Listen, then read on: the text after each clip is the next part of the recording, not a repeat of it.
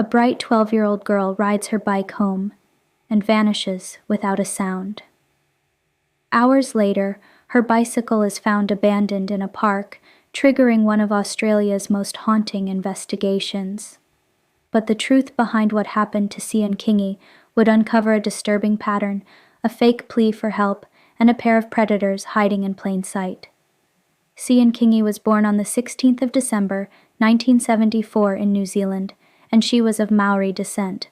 Her early years were shaped by a close family environment that valued routine, safety, and togetherness.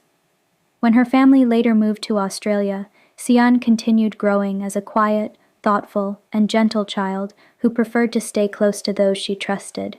She became known in her community as a shy girl with a bright smile that left a lasting impression on the people around her. Dancing was one of her favorite activities, and she enjoyed the confidence it gave her, even though she remained naturally reserved. Sian attended school regularly and was committed to her responsibilities, both in class and in the small details of her day-to-day life. She also participated in sports, including volleyball, which gave her opportunities to build friendships and strengthen her sense of belonging in her new environment. Her parents supported her deeply and encouraged independence in safe and familiar ways. Riding her bicycle to school was part of her normal routine, something she did comfortably and confidently. Her life before November 1987 reflected stability and the innocence of early adolescence. She balanced schoolwork, hobbies, and social activities with the steady rhythm of her family's daily routines. Everything about Sian's world suggested a young girl moving through childhood with the support of people who cared for her and with the familiar structures that shaped her everyday life. These details form the foundation for understanding who she was before the day she went missing. On the 27th of November, 1987, Sian began her day the same way she always did, riding her bicycle to school as part of her normal routine. She was familiar with the route, comfortable with the distance, and her parents trusted her ability to travel safely. After school, she met her mother at a grocery store where they spent time shopping together, loading items into the car and preparing to head home.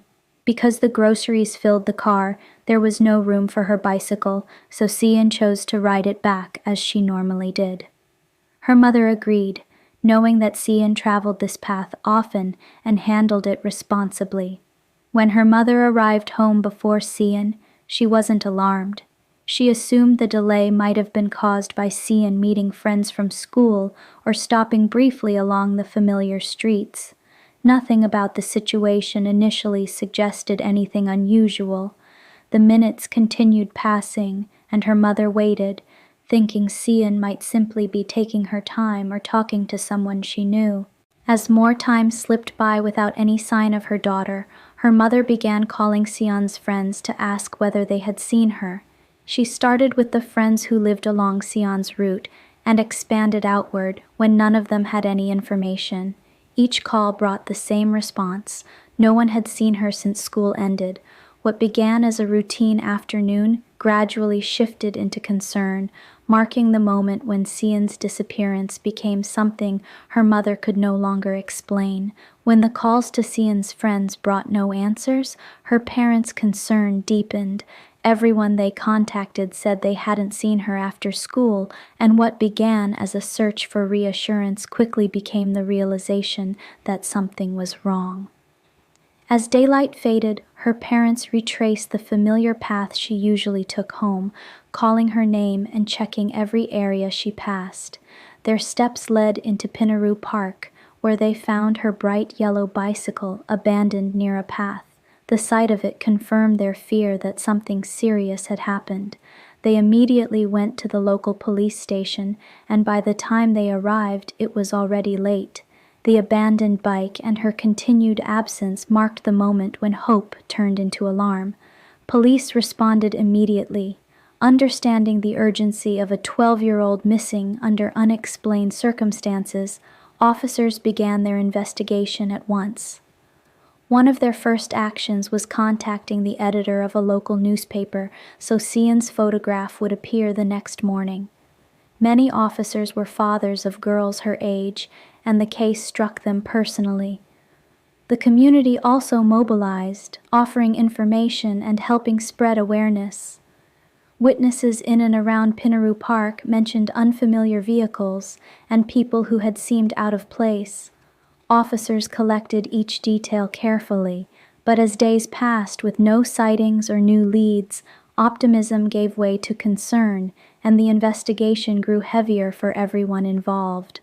On the 3rd of December 1987, 6 days after Sian vanished, her body was found in the Tinbirwa Mountain State Forest, 15 kilometers from where she was last seen.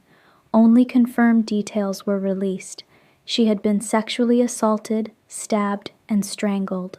Homicide investigator Bob Dallow later said he would never forget seeing her still wearing her shoes and pink socks. The condition of her body was so distressing that investigators avoided public description, reflecting both professional restraint and the emotional toll on officers, the community, and her family. Her discovery shifted the investigation from searching for a missing child to identifying those responsible.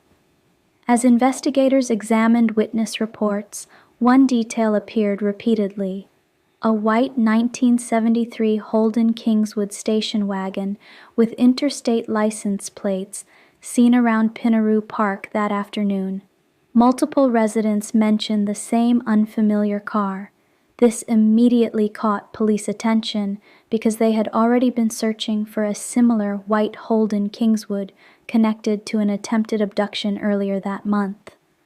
The matching model, color, and interstate plates strengthened the possibility that the same vehicle was involved in both incidents. The consistency of the witnesses' descriptions helped establish the car as a pivotal lead. Investigators began comparing statements, noting the timing, the position of the vehicle, and the individuals seen inside or near it. The details suggested that whoever was driving the car had been present in areas linked to both the attempted abduction and Sian's disappearance. Because the same vehicle appeared in multiple concerning situations, police intensified their efforts to locate it. The repeated sightings gave investigators one of their first solid leads, pointing toward individuals who might be responsible for Sian's disappearance and the tragic discovery that followed. On the 11th of November 1987, 2 weeks before Sian vanished, another incident provided a crucial connection. Cheryl Mortimer was driving home when a woman flagged her down. As Cheryl slowed, a young man suddenly appeared beside her car and held a knife to her throat. She fought back, and during the struggle he cut his own hand, leaving blood and valuable DNA on her vehicle. He fled quickly, jumping into the same car the woman had been in, while Cheryl's colleagues rushed to help. When Cheryl reported the attack, she described the vehicle as a white station wagon with interstate plates, matching witness accounts near Pinaroo Park on the day Sian disappeared. The similarity between the car, the earlier attempted abduction, and Cheryl's detailed statement helped investigators link the two events. The DNA found on her car, combined with these repeated sightings, strengthened the belief that the same individuals were involved in both incidents. Police soon identified the vehicle's owner as Valmae Beck, whose life had been marked by hardship. Removed from her neglectful home at 15, she spent years as a ward of the state, later entering multiple marriages and having 6 children who did not live with her. Her husband, Barrie Watts, also had a troubled past. An orphan with a long criminal history, he met Valmae in 1983, and they married in 1986. Their relationship, however, was strained by Barrie's resentment over her previous partners. As the vehicle became central to the investigation, police searched intensively and eventually found Beck and Watts in New South Wales. On the 12th of December 1987, they were arrested, extradited to Queensland, and formally charged on the 15th of December. During interrogation, Barrie remained silent, but Valmae confessed, explaining how she lured Sian with a story about a lost dog, how Barrie grabbed and tied her, and how they transported her to the forest where he assaulted, strangled, and stabbed her. According to her statement, she had approached Sian by pretending she needed help finding a lost dog. When Sian stepped off her bicycle to assist, Barrie came from behind, grabbed her, and forced her into the car.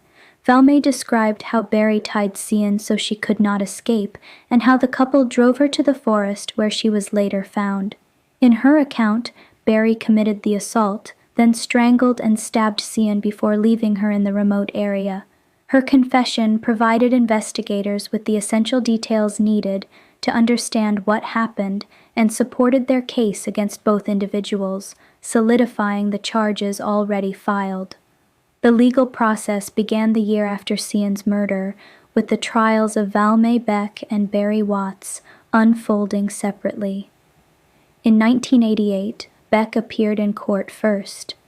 She pleaded guilty to abduction and rape, but not guilty to murder. The court found her responsible, and she received sentences that included life imprisonment. Watts faced trial in 1990, maintaining complete silence throughout the proceedings and pleading not guilty to all charges. The court ultimately convicted him as well, handing down multiple life sentences without the possibility of parole. In 1995, Watts stood trial again, this time for the murder of Helen Feeney, who had disappeared just weeks before Sian. That case collapsed due to insufficient evidence.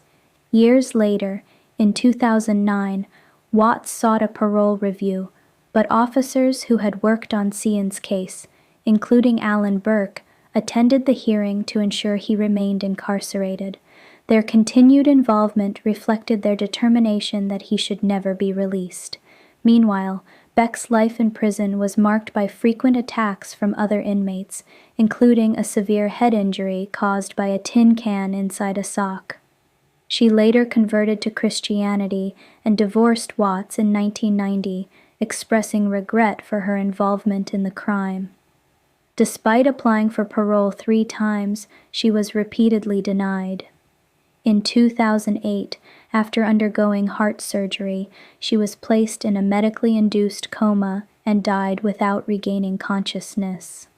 The aftermath of the case left a lasting impact on investigators and the community, shaping memories and reinforcing the importance of ensuring justice for Sian.